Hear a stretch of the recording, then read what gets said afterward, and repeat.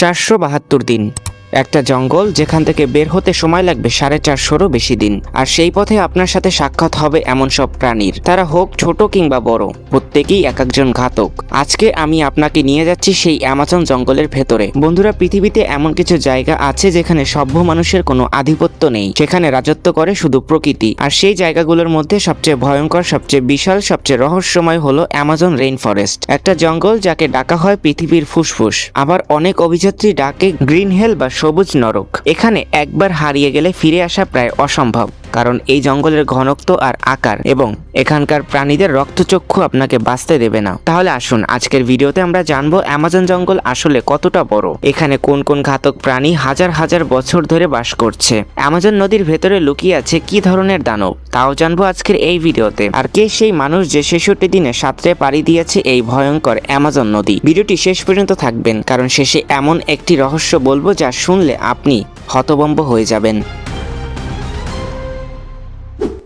প্রথমেই এর আকার জেনে নেওয়া যাক। অ্যামাজন জঙ্গলের মোট আয়তন 55 লাখ বর্গ কিলোমিটার। মনে হতে পারে একটি সংখ্যা, কিন্তু বোঝার চেষ্টা করি। মানে আপনি যদি এই জঙ্গলের সীমানা বরাবর হাঁটতে চান, কোনো নৌকা বা কোনো গাড়ি ছাড়া, শুধু পায়ে হেঁটে, তাহলে আপনাকে মোট 9500 কিলোমিটার পথ পাড়ি দিতে হবে। মুম্বাই থেকে নয়াদিল্লি 7 বার আসা যাওয়ার সমান দূরত্ব, ঢাকা থেকে বরিশাল প্রায় 51 বার। আর এখন ভাবুন, এই পথটা আপনাকে একা হাঁটতে হবে, থাকবে না আপনার সাথে কোনো সঙ্গী, যেখানে কোনো রাস্তা নেই, যেখানে কোনো থাকবে না সূর্যের আলো, পায়ের নিচে থাকবে কেবল পচা পাতা আর লুকিয়ে থাকা সেই সাপ। এক পরিসংখ্যান বলে অ্যামাজন জঙ্গলের অর্ধেক জায়গায় কোনো মানুষ কখনো পা দেয়নি, এমনকি স্যাটেলাইট থেকেও পুরো জঙ্গলের সবকিছু দেখা যায় না। ঘনত্ব এত বেশি, উপরের গাছের ছাউনি সূর্যকে প্রায় পুরোপুরি আটকে রাখে। দিনের বেলাতেও অ্যামাজনের অনেক জায়গা অন্ধকার হয়ে থাকে। আর বৃষ্টির কথা না বললেই নয়, এই জঙ্গলে বছরে এমন কোনো সপ্তাহ যায় না যেই সপ্তাহে বৃষ্টি হয় না। মানে সপ্তাহে 7 দিনের মধ্যে কোনো না কোনো দিন বৃষ্টি হবেই। আর সেই বৃষ্টির ফোঁটা উপর থেকে নিচে পড়তে প্রায় 10 মিনিট সময় লাগে, কারণ এই জঙ্গলের ঘনত্ব অনেক বেশি। আপনি দাঁড়িয়ে থাকবেন গাছের নিচে, আপনার মাথার উপর বৃষ্টি হচ্ছে, কিন্তু আপনি আপাতত শুকনো থাকবেন, কারণ এখানকার গাছপালা এতটাই ঘন যে বৃষ্টির পানি নিচে পড়তে অনেক সময় লেগে যায়। আপনার মনে হতে পারে এত বড় জঙ্গলে কারা বাস করে। চলুন একটি পরিসংখ্যানের আলোকে বিবেচনা করা যাক। জঙ্গলটিতে মোট গাছপালার পরিমাণ রয়েছে প্রায় 40,000 প্রজাতির এবং পাখিদের প্রজাতি রয়েছে 1300 প্রজাতি। মাছ রয়েছে প্রায় 2200 প্রজাতির এবং এখানে স্তন্যপায়ী বসবাস করে প্রায় 270 প্রজাতির এবং সর্বশেষ উভচর এবং সরীসৃপ 280 প্রজাতির। আর সবচেয়ে ভয়ঙ্কর তথ্য হলো এই জঙ্গলে 25 লাখেরও বেশি প্রজাতি বিষধর পোকামাকড় রয়েছে, যাদের অধিকাংশের নাম বিজ্ঞানীরা এখনো দিতে পারেনি। অ্যামাজনের একটি বড় বৈশিষ্ট্য হলো এখানে খাদ্য শৃঙ্খলের প্রতিটি স্তরের প্রাণী আক্রমণাত্মক। তৃণভোজী প্রাণীরাও কোনো নিরীহ প্রাণী নয়, এরাও অনেক আক্রমণাত্মক হয়ে থাকে। আপনি যদি অ্যামাজন জঙ্গলে পা রাখেন, প্রথম শত্রু হতে পারে গ্রিন অ্যানাকন্ডা। এটি দৈর্ঘ্যে প্রায় 33 ফুট পর্যন্ত হয়, ওজনে হয় 250 কেজি। এর বিশেষত্ব হলো এটি নিজের চেয়েও বড় প্রাণীকে জীবন্ত গিলে ফেলতে পারে। মানে একটি অ্যানাকন্ডা একটি পূর্ণবয়স্ক গরু বা ছোট হরিণকে হাড় সহ হজম করতে পারে। এটির দাঁতে কোনো বিষ থাকে না, শক্তি ব্যবহার করে শিকারকে পিষে মারে। এর পেশি এতটাই শক্তিশালী যে একবার জড়িয়ে ফেললে তা আর ছাড়ার কোনো উপায় নেই। অ্যামাজনে অ্যানাকন্ডার সংখ্যা কেউ নির্ণয় করতে পারেনি। এছাড়াও রয়েছে কোবরা, পাইথন এবং আরো বহু বিষধর সাপ। এবার অন্য একটি টপিকে আসি। আচ্ছা, বাংলাদেশে কম বেশি সবাই পিঁপড়ের কামড় খেয়েছেন, একবার হলেও তো খেয়েছেন, কিন্তু অনুভূতিটা কিরকম ছিল? হয়তো জ্বালা করে বা হালকা ফুলে ওঠে বা জায়গাটা লাল হয়ে যায়। কিন্তু অ্যামাজন জঙ্গলে রয়েছে এমন এক পিঁপড়ে যার নাম বুলেট অ্যান্ট। এটির দৈর্ঘ্য প্রায় 4 সেন্টিমিটার, কিন্তু এর কামড়ের যন্ত্রণা পৃথিবীর সব পোকামাকড়ের চেয়ে বেশি। যারা এই পিঁপড়ের কামড় খেয়েছে তারা বলেছে যেন কাঁধে বুলেটের গুলি লেগেছে। একে তাই বুলেট অ্যান্ট নাম দেওয়া হয়েছে।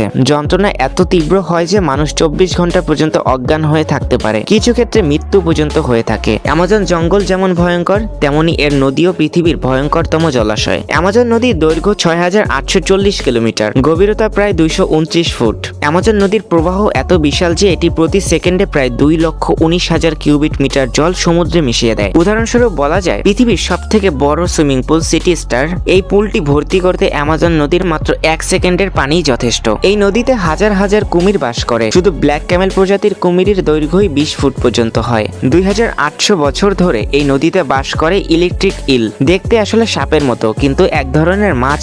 এটি 860 ভোল্ট পর্যন্ত বৈদ্যুতিক শক দিতে পারে, যা একটি পূর্ণবয়স্ক মানুষের স্নায়ুতন্ত্র নিমিষেই ধ্বংস করে দিতে পারে। ইলেকট্রিক ইল নিজের ওজনের চেয়েও 100 গুণ বেশি ওজনের প্রাণীকেও আক্রমণ করতে পারে। অনেক মৃত্যু ঘটনা ঘটেছে এই ইলের কারণে, যেগুলোকে ডুবে যাওয়া বলে চালিয়ে দেওয়া হয়েছে। অ্যামাজন নদীর একটি অনন্য প্রাণী হলো পিঙ্ক ডলফিন। দৈর্ঘ্য প্রায় 9 ফুট, ওজন প্রায় 200 কেজি। এটি সাধারণ ডলফিনের চেয়ে অনেক বুদ্ধিমান এবং দ্রুত গতির।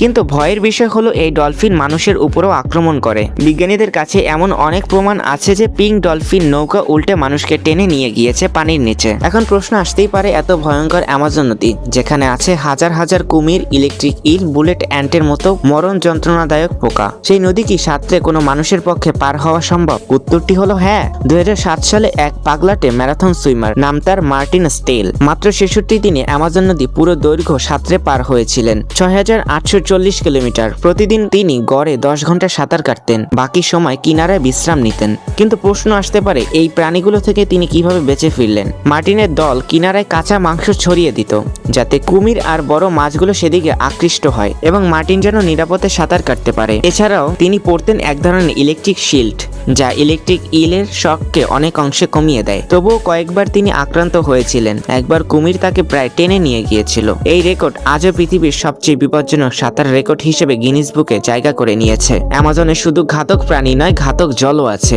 পেরুর দেশের ভেতরের অ্যামাজনের একটি অংশে আছে ফুটন্ত নদী, দৈর্ঘ্য 6.5 কিলোমিটার। পানির তাপমাত্রা প্রায় 90 থেকে 100 ডিগ্রি সেলসিয়াস। সারা বছর এই নদী ফুটতে থাকে। যদি কোনো প্রাণী এই জলের মধ্যে পড়ে যায়, মুহূর্তের মধ্যেই সেটি সিদ্ধ হয়ে যাবে। বিজ্ঞানীরা এখনো জানে না কেন এই নদী ফুটছে। অনেকে মনে করেন এর নিচে কোনো বড় আগ্নেয়গিরি রয়েছে। সেখানে যেহেতু কোনো তাপ বিদ্যুৎ কেন্দ্রও নেই, তাই একে অনেকে বলে মায়াবী নদী। আপনি চাইলে এই নদীতে ডিম সিদ্ধ করে খেতে পারেন। স্থানীয় জনজাতিরা রান্নার জন্য এই পানি ব্যবহার করে থাকে। অ্যামাজন জঙ্গলে এখনো প্রায় 600টি আদিবাসী জনগোষ্ঠী বাস করে। এর মধ্যে 100টি জনগোষ্ঠী এমন যে সভ্য জগতের মানুষের সাথে তাদের কোনো যোগাযোগ নেই, এমনকি কখনো হয়নি। কোনো অভিযাত্রী যদি তাদের সামনে পড়ে যায়, তাহলে তারা প্রথমে পাথর এবং তীর ছুঁড়তে শুরু করে। তাদের একদম স্পর্শ না করার জন্য বিজ্ঞানীরাই সতর্ক করেন, কারণ সভ্য মানুষের সাধারণ ফ্লু ভাইরাসও এদের জন্য মরণ রোগ হতে পারে। এরা জঙ্গল থেকে শিকার করে খায়, গাছের ছাল থেকে বাসা বানায়, আগুন জ্বালায়, এক ধরনের পাথর ঘষে। তাদের বিশ্বাস জঙ্গলই তাদের মা।